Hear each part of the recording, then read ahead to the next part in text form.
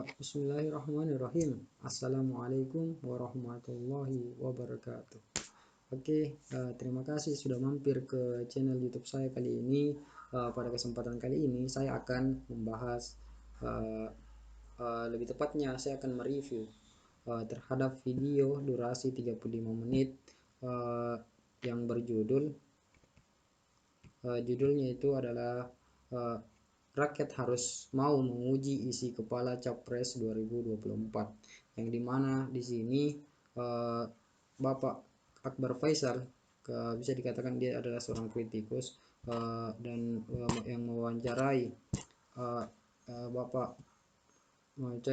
Pak Rocky Gerung. Di sini saya akan mereview mengenai mereview apa yang bisa saya dapatkan. Oke, baik, sabar ya teman-teman. Oke, kita saksikan cekidot. Saya ingin bercerita dulu pada awalnya. Faklak kita kenal seorang yang namanya Faklak Fapel. Faklak Fapel ini adalah seorang penulis drama. Dia adalah seorang yang sangat kritikus, seorang yang anti pemiris. Dia ini Faklak Fapel ini yang dikejar-kejar oleh penguasa pada waktu itu. Dia ditangkap dan dilarang menulis naskah drama lagi. Apa yang terjadi? Dia mendirikan yang namanya mendirikan partai politik. Namanya itu adalah Partai Civic Forum. Kemudian pada tahun 93 dia mendirikan negara Ceko, dan dialah yang menjadi presiden pertama pada waktu itu.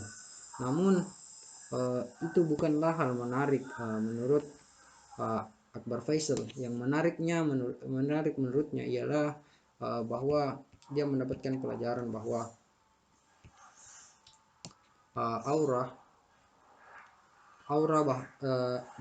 bahwa sastra itu memungkinkan kita untuk menghasilkan kritik, meskipun bagian itu hanya bisa dikerjakan oleh intelektual. Kemudian kita juga dapat ilmu bahwa kritik itu tidak akan mungkin berhenti. Kita sadari bahwa pada kenyataannya kritik itu tidak akan mungkin berhenti karena orang selalu melihat yang kontras. Kritik itu sebetulnya bukan urusan politik. Kritik itu basisnya adalah religiusitas. Mengapa? Karena menurut Pak Rocky Gerung, agama adalah kritik perilaku buruk manusia. Saya ulangi, agama adalah kritik perilaku buruk manusia. Sama seperti oposisi. Oposisi itu kritik atas perilaku buruk kekuasaan. Kita sebetulnya berupaya melembagakan kritik melalui politik oposisi.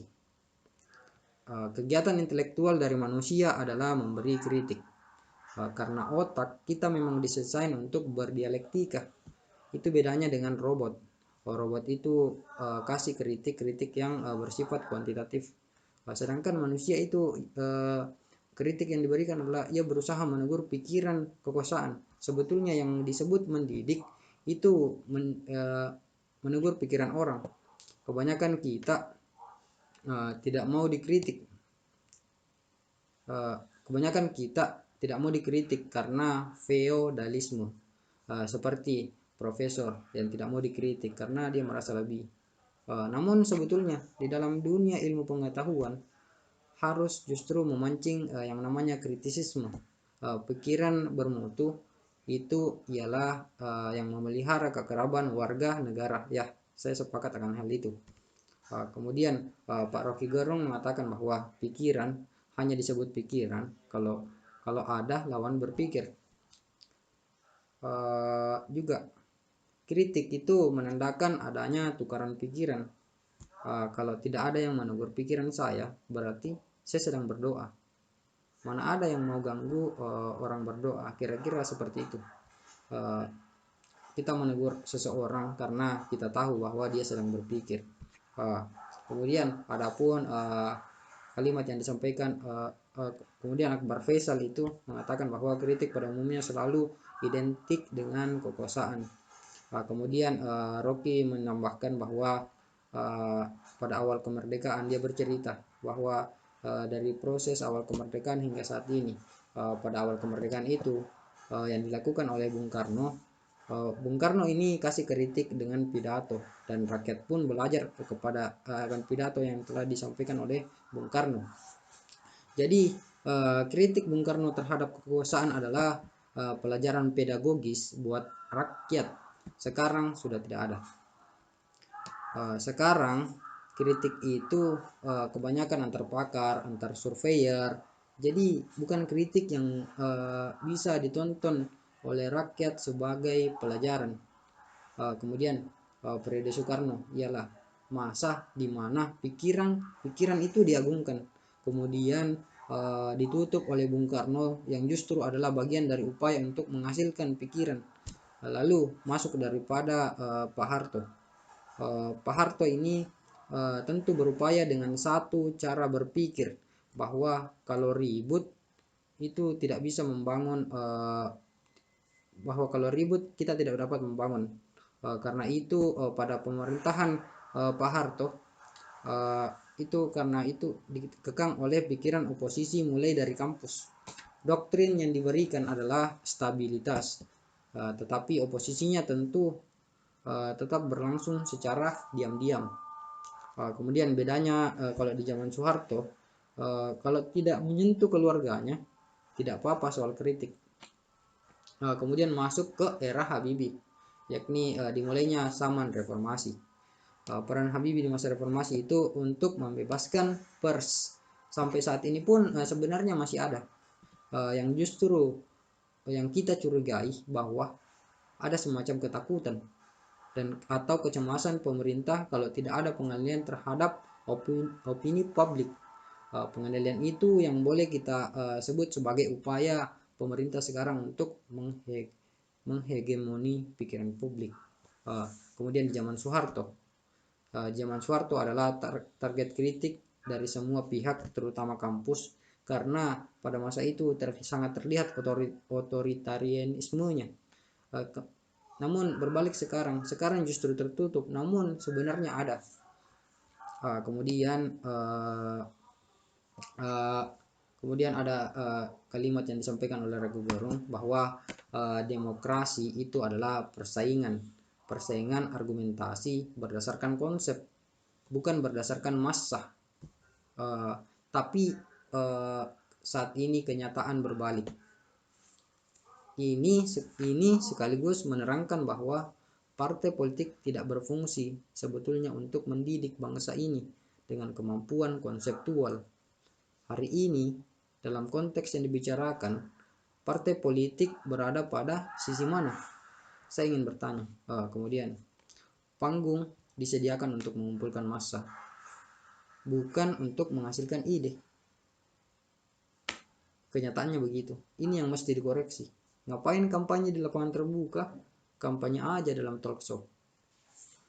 Sehingga suatu waktu, misalnya ngapain ada juga debat presiden. Biarin aja presiden diwawancarai secara mendalam. Presiden perintah juga diwawancara, dan biarkan publik yang menyaksikan, biar kita benar-benar tahu, rakyat benar-benar tahu bahwa inilah presiden yang kami idam-idamkan, yang kami butuhkan untuk negara ini. Kalau dibikin debat itu menjadi tradisi buruk bagi kita, bahkan generasi yang akan datang. Karena itu kita tidak fasih menghubungkan problem dengan konsep. Padahal waktu debat, waktu yang sedikit itu mesti fasih mengerti konsep ditambah retorika sedikit. Saya usulkan kepala daerah atau apa, debatnya dihilangin, wawancara semacam ini tapi dibuka, sehingga orang bisa nonton isi kepala tuh seberapa dalam atau seberapa dangkal oleh calon kepala daerah maupun calon presiden dan seseorang yang mencalonkan sebagai bagian dari negara ini yang membawahi atau menampung aspirasi rakyat. Itu problem yang mesti disosialisasikan di partai politik supaya dari awal kandidatnya dari awal mesti siap-siap dengan konsep perdebatan, mesti siap dengan pelajaran logika dan berdebat.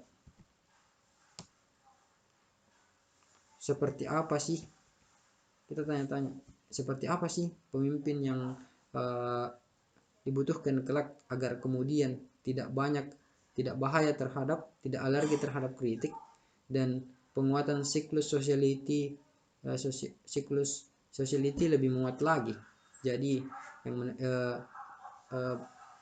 adakah seorang yang menerima kritik apa adanya dan siap akan amanah bisa diuji dengan debat dengan kelompok yang mengkritik, bukan debat KPU yang menggunakan kisi-kisi doang.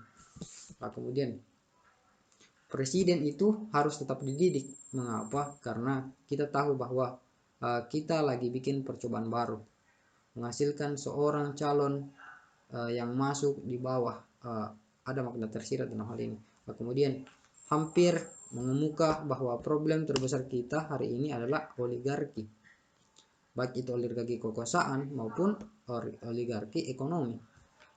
Kemudian seberapa besar ancaman oligarki itu tetap membayangi kita. Kalau kita pikir-pikir, oligarki itu oligarki akan invest ke dalam nama yang surveinya paling tinggi, atau bahkan oligarki memilih nama lalu menyewa surveyor. Ini hal yang mesti kita curigai. Kenapa? Karena modal itu dia perlu konsolidasi supaya 2024 sistemnya masih memihak pada dia. Saya tidak melihat kedisiplinan pada ideologi, karena kebanyakan partai kita mengatakan ideologinya Pancasila, tapi menentukan misalnya bagaimana pembagian pajak nanti ke depan, siapa yang harus diunggulkan dalam pengelola lahan rakyat misalnya, bagian itu tidak diucapkan, takut untuk diucapkan, karena tokoh-tokoh ini masih model dengan oligarki. Karena mereka tadi di ujung pasti oligarki membutalkan dia kalau mereka tidak deal. PKS itu tidak punya beban itu. Yang saya lihat sekarang PKS membuka diri, bahkan menyatakan bahwa partai PKS itu partai terbuka sehingga merekrut orang yang bahkan non muslim ikut di dalamnya. Tapi sekali lagi program kita sebetulnya adalah memantau oligarki, seberapa jauh dia ingin mengendalikan investasi yang dia incamkan pada waktu itu. Karena itu di 2024 tetap dia ingin agar investasi kapitalnya tidak dicabut oleh ideologinya, anti sistem pasar bebas misalnya, sebut saja sistem korupsi dan korporasi. Jadi di 2024 ini dua hal yang harus diperhatikan, bukan sekadar tokoh yang akan muncul, tetapi value-nya apa itu. Nah, publik mau mendengar akan hal itu. Itu hanya bisa dibongkar dalam percakapan yang intensif semacam ini, bukan hanya dalam kampanye di atas panggung dangdut. Saya simak berdasarkan apa yang disampaikan oleh Akbar Faisal yang mewawancarai Rocky Gerung, yang saling bertukar pendapat. Akbar Faisal itu bukan lawan berpikirnya Mas Rocky Gerung, melainkan ia adalah teman berpikir. Dan pada review yang saya telah sampaikan, adapun yang saya bisa berikan kepada yang bisa saya sampaikan satu kalimat kepada teman-teman, bahwa kita boleh tetap kritik, boleh, tetapi jangan sebar ujaran kebencian. Saya ulangi, kritik itu boleh, tapi jangan sebarkan ujaran kebencian. Apakah kita senang untuk membenci seseorang? Dan sebaliknya, bagaimana ketika hal itu berbalik? Apakah kita senang dibenci? Tentunya tidak, kan? Jadi perlakukan seseorang berdasarkan kita ini ingin diperlakukan. Jadi kita boleh mengkritik apa yang mesti dikritisi. Saya kira demikian hasil review saya. pada kesempatan kali ini. Terima kasih. Semoga ada manfaat yang dapat saya berikan. Bila ada kata yang salah, itu murni dari saya sendiri. Jika ada kebenaran dari Allah, marilah kita saling merangkul dalam lingkup kebaikan dan kebenaran. Terima kasih. Assalamualaikum warahmatullahi wabarakatuh.